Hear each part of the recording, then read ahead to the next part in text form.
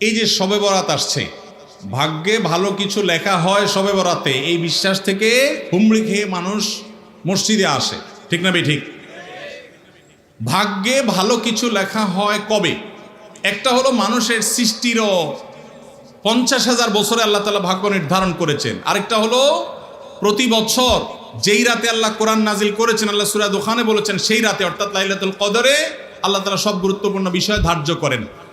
শবে বরাত যেটাকে আমরা বলি মধ্য শাবানের রাত, এই রাতে ভাগ্য নির্ধারণ হয় এই মর্মে বিশুদ্ধ হাদিস বর্ণিত নাই।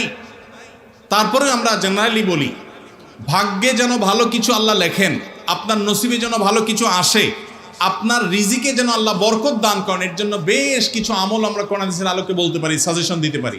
তবে তার আগে আমাদেরকে জানতে হবে যে ভাগ্য সুপ্রসন্ন হওয়া বা রিজিকে বরকত হওয়া বলতে কি বোঝায়। ভাই, রিজিকে বরকত হওয়া বলতে বোঝায় আপনি যা কামাই করবেন এর ভিতর আল্লাহ